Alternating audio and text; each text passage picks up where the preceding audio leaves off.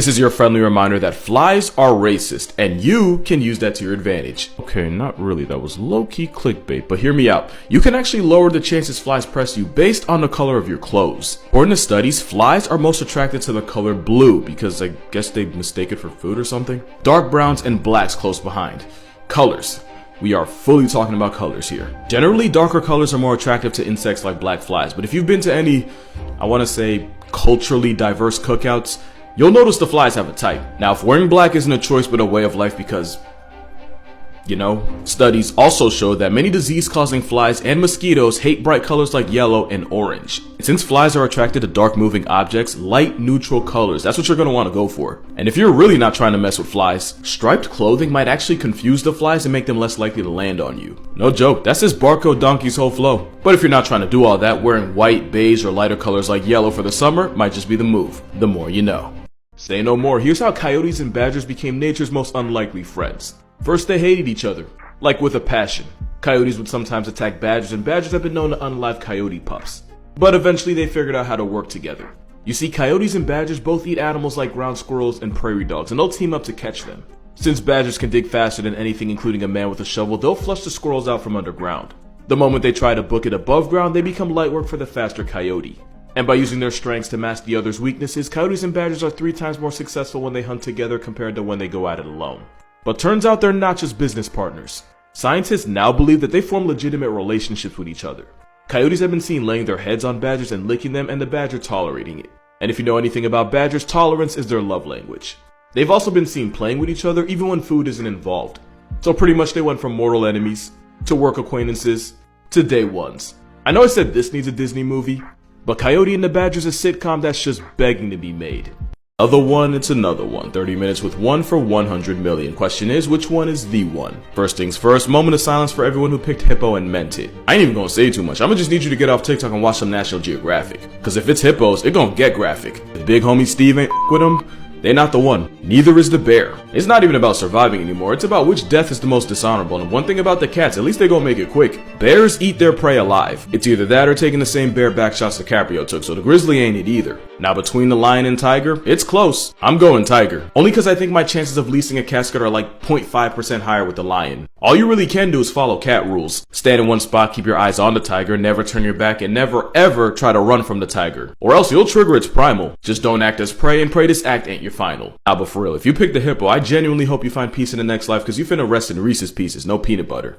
These are the top 5 scariest things to run into in the deep sea, in my opinion. Number 5, sperm whale. Sometimes I forget that the biggest predator on the planet catches bodies in complete darkness where nobody can see it. Believe it or not, I actually love whales. But it's Thalassophobia in 5 that they have 50-foot homicidal submarine spawns out of nowhere. Number 4, sea spiders. Technically, they're not even real spiders. Realistically, you don't beat those kind of allegations when you cosplay as a face hugger. Not to mention they eat by injecting and sucking the life force out of their prey until there's nothing left, like whoever Zion Williamson is dating. Oh, also their organs are in their legs, because of course they are. Number 3, worms. Of any kind. For example, the 10-foot bobbit worm who was named after a woman who de-petered her husband. Or the bootlace worm, which can be over 150 feet and looks like it was pulled out of Venom's bowels. Longest one was 180. Number 2, giant squid, and for one main reason, and you're looking at it. You see, they get hunted by sperm whales, and when the whales are down there, they disturb bioluminescent animals, which causes lights to flash around them, and squids can use those lights to figure out where the sperm whale is in relation to it. But the thing is, they can use that exact same logic to figure out where you are. So if a giant 40-foot squid pulls up on you, that means it saw you way before you saw him, and worse, that means it actively didn't have a reason to hide from you.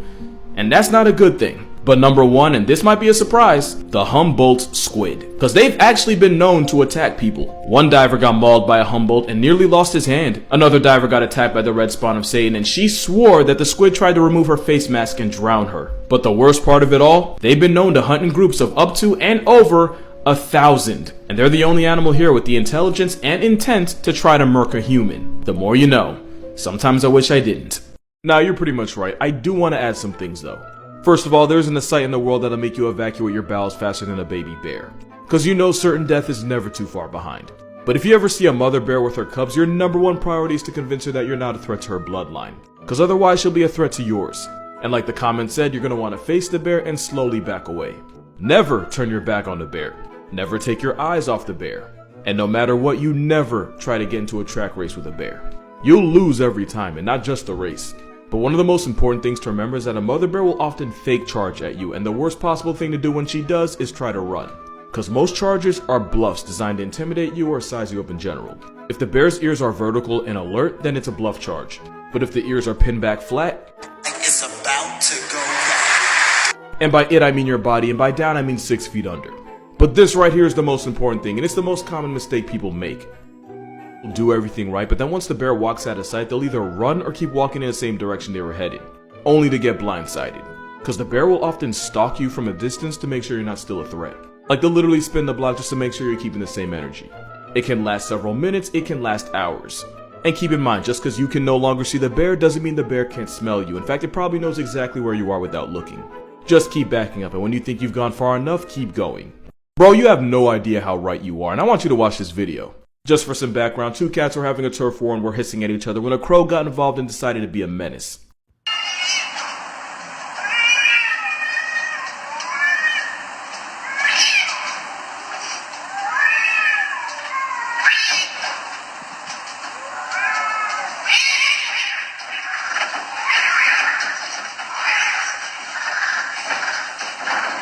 Yeah, you remember when I said crows and ravens could talk? You might not have heard it, but this one was yelling World Star.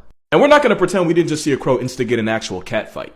Hey, you ain't hear this from me, but bro said you a pussycat with the cat silent. Now, me personally, keep in mind that the crow has literally nothing to gain from watching two cats fight, meaning the Flying Black Air Force did this for one reason. Malicious intent. And considering crows are as smart as children and children are the worst, what you just watched was 100% premeditated. We've all had this question at one point, and if you say you haven't, you're a liar. That question being, if we weren't here, what animal would run the world? You know what? This might be a hot take, but I really think we are one Thanos snap away from seeing crows in the driver's seat. Crows, ravens, corvids in general, they're all too smart for anyone else's good, and one day they're gonna turn on us, and it's gonna be bad. I'm not gonna talk about the fact that ravens are low-key domesticating wolves the same way we did, or that crows have the intelligence and a problem-solving ability of a 7-year-old. And you probably already know that crows are smart enough to drop nuts on crosswalks, pause, let a car run over it, and then wait for the walk sign to go claim their prize. Not only are crows smart enough to use tools, some scientists say the Caledonian crow has entered its own stone age. And while crows can't recognize their own reflection, they do understand how mirrors work. Basically, in an experiment, crows are able to find an object not in their direct line of sight by using its reflection in a nearby mirror. Not only can crows and ravens remember faces for years, but they'll go on to teach their kids not to mess with you. Both ravens and crows can hold grudges, especially if they feel like they've been wronged. When a crow sees another dead crow, it'll call out to its other crow bros and they'll investigate the cause of its death to make sure the area is still safe for them. They're even smart enough to have self-control. In another experiment, crows were willing to deny a piece of food if doing so meant they got a bigger reward down the line. And I'm just realizing this, but that also means crows and ravens can plan for the future. Yeah, that's not normal. And we've already seen what happens when crows turn on people. Crows in Tokyo have gotten bold enough to straight up attack people for food, for territory, or just for the sport of it. They'll even go as far as to purposely take aim and drop deuces on people. Those same Tokyo crows have memorized the garbage schedules of different parts of the city, so when crows pull up, it's not by accident. There's a reason why Rick chose crows. One day we're gonna get real life Hitchcocked and it's not gonna be good. Here's how a camel murdered a man over a Coca-Cola can. First of all, camels are a menace we don't talk about enough. A 7-foot, 2,000-pound desert donkey that can outrun, outswim, and out-attitude you 7 out of 7 days a week. Richard Molesky was the founder of the Tulum Monkey Sanctuary in Mexico, and he worked there for 15 years. In his time there, he got close with a lot of the animals, but especially a dromedary camel. According to many, every day Richard would greet the camel with a Coca-Cola, and not once did the camel turn it down. Apparently one day Richard showed up as usual, but this time without a soda for his camel friend. Allegedly, the camel took that personally. The camel that he thought was his friend proceeded to destroy his entire way of life. The camel kicked him, bit him, and eventually just straight up sat on him. All 2,000 pounds of him right on the 60-year-old's chest. It took a rope tied to a truck to pull the pissed off hump jockey off of him. But by the time they did, Richard had already been suffocated to a flatline. Molesky founded the wildlife park to protect endangered species, and one of those species put him under a headstone. And all it took was some sugar water to do it. The chances a coked out camel cancels your life may be low, but it'll never be zero. This is the worst story of animal revenge you're ever gonna hear. Yeah, worse than this. And the worst part is, it all started because of a mistake. In Rajasthan, India, temperatures can be in the neighborhood of 110 degrees Fahrenheit, or 43 degrees Celsius for, the rest of the world. So if someone locked you outside and left you in the sun all day, you'd be heated in more ways than one. One man was inside entertaining guests all day when he realized he left his camel tied up in the brutal heat for hours. So of course he rushed outside to lead the camel to a cooler area. Yet a camel wasn't having that. The camel lifted him off the ground and slammed him. Probably would have gave him the people's elbow if he had one. The camel then proceeded to divorce the man's head from his body by chewing through his neck. It took 25 men to calm the pissed off steroid donkey, but by the time they did, the man was already past tense. Apparently the camel had gotten aggressive with the man before, but this was the straw that got him decapitated. Camels might not seem like much, but they'll literally kill you over a Coca-Cola. And by will I mean have, as in they've actually done it. But that's a story for another video. We're not the only ones that'll donate blood. Vampire bats will willingly give blood to other bats in order to save their lives. Basically, bats require so much food that it only takes going a day or two without food for a bat to become a hashtag. So if a bat happens to miss a meal, it'll go up to another bat, lick its cheek, and the other bat will regurgitate blood into the mouth of the hungry bat. Spicy ass sentence, but it does keep the bat alive. And bats are more likely to bail out the bats to help them out in the past, kind of like a you scratch my back kind of thing. And a lot of these friendships start with one vampire bat grooming another. Like it's grooming their you know what I meant. And if the bat grooms him back, then that bat knows he has an ally that he can count on with his life. Now if a bat gets selfish and refuses to help another bat, then that bat's almost guaranteed to get rejected if it ever needs help. But a bat that gets its life saved is almost guaranteed to pay it forward in the name of reciprocal altruism. Because what kind of monster would snake the person that saved their life? You know, we're not that much better than them.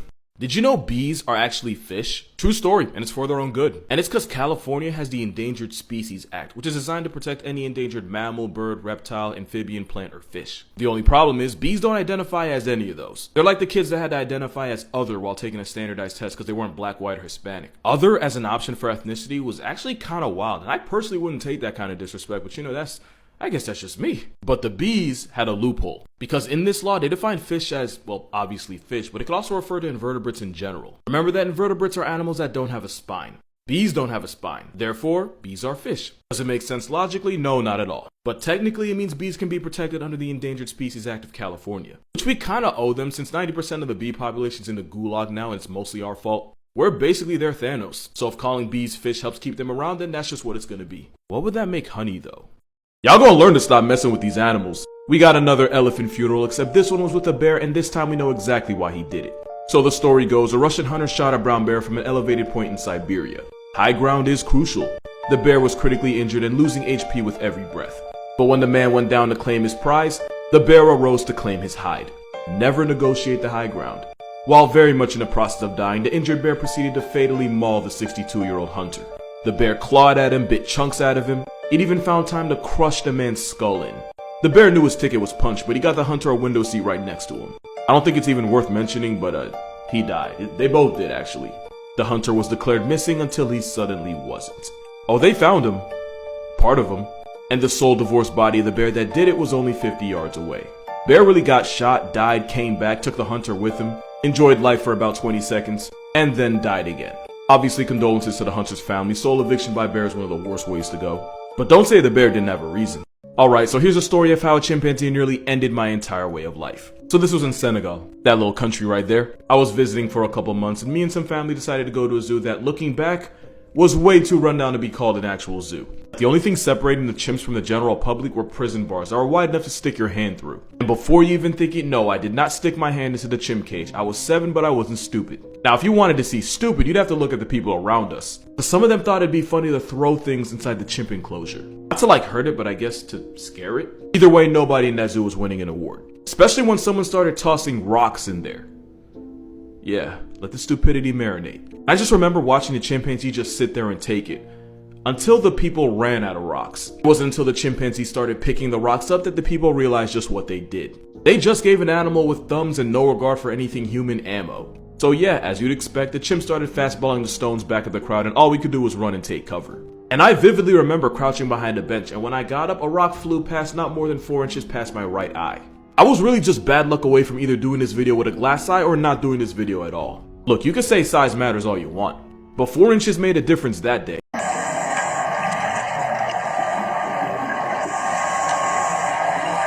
Don't judge a book by its cover. Here's why these divers are actually perfectly safe. Because even though the shark's real, it's a sand tiger shark and they're normally chill around people and rarely attack without reason. If one bites you, it's probably because you did something to deserve it. And this particular shark is in an aquarium in a mall in Dubai. The reason he looks like that is because he either has a broken jaw or is just plain deformed. And if you haven't noticed, he's also missing an eye. Basically, he's a shark that can no longer shark. That's actually why he's here. The sand tiger shark is very much endangered, and a lot of that has to do with us, so honestly, The shark should be the one scared. But the Dubai Mall Aquarium runs a breeding program for sand tigers like him to keep the species from becoming past tense. So yeah, the divers are fine. As for the shark, he's doing about as well as a shark with a receding gum line can do. At least he has an excuse. This guy's ugly by design. So somebody sent me this, and I actually think there's a right answer here, but first I'm actually curious, which one would you choose? Like, which one do you think you'd have the best shot with? Off rip, we can go ahead and eliminate the rhino. For a couple reasons. Rhinos have really bad eyesight and even worse anxiety. Mostly because they have to share a zip code with animals that would literally eat them balls first. Life is multiple choice and rhinos consistently choose battery. So if this anxiety-riddled warhorse has a panic attack near you, you will be a chalk outline. The Komodo's an instant game over too. Because Komodos don't flatline their prey with bacteria the way we thought they did. This homicide gecko is actually venomous. And they've been known to dig out human graves and eat the corpses, so don't think you can't get meal prep too. One bite and it's credits, and there's nowhere in the apartment you can go where this 10-foot leather assault weapon can't get to you. Now the jaguar is actually an interesting one. Jaguar attacks on people are really rare, they're usually in self-defense. So you'd actually have a better chance of surviving in a room with a jaguar as long as you don't provoke it or do anything to make him think you're food. However, jags are solitary, and in a one-bedroom apartment, if that jaguar feels like you're in its space, it could be lights out. Which is why your best shot is actually with the gorilla. They're natural pacifists that won't waste the calories attacking something that they don't view as an immediate threat to them. So as long as you don't look him in the eye, or smile at him unless you're trying to be Harambe's roommate, your best chance at winning and, living is with the gorilla. Y'all out of control, and I kinda respect it.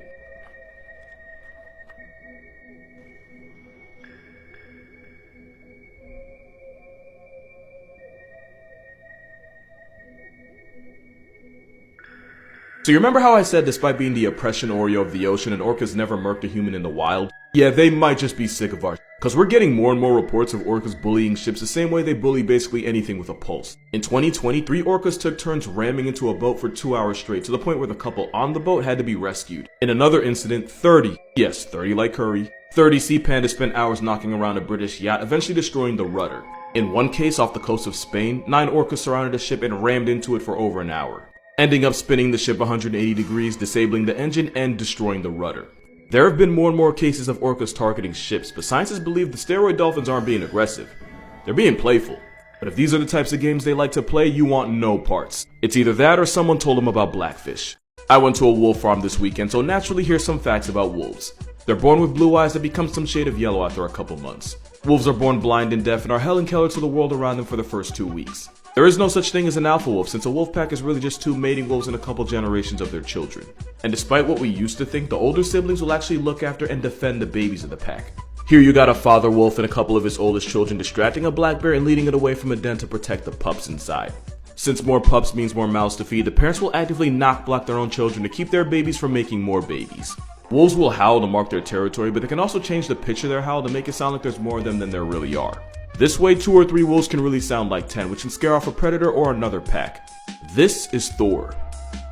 I like Thor. When resources are high, wolf packs will sometimes temporarily join together. In 2011, a super pack of 400 wolves ran through Russia and allegedly murked 30 horses in only 4 days. There's never been a case of a healthy wolf murking a human in North America. Like, ever. You're more likely to get crossed off the census by a squirrel. Also, I went to Howling Wolves Farm in New Jersey. No sponsor, I just love them that much. So, it's my birthday today, so here's some random facts about me.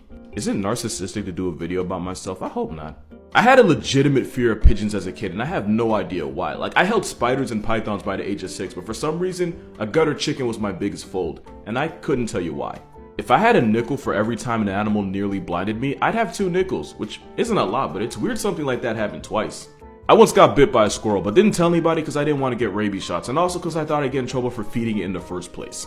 I very nearly once got sprayed by a skunk because I wasn't wearing contacts and I thought it was a cat. Your boy used to have bounce. Damn, I was so skinny. My favorite superhero, Spider-Man. Why is this important? When I was 6, I ate a spider because I thought it would make me Spider-Man, and then proceeded to break both wrists falling off the swings and had to wear a cast for 3 months. People ask what I did before TikTok, and I actually worked in environmental management as a field technician. If you scroll down to my very first video, I posted on April 16th, 2020. The same day I got laid off, and the only reason I started making videos in the first place.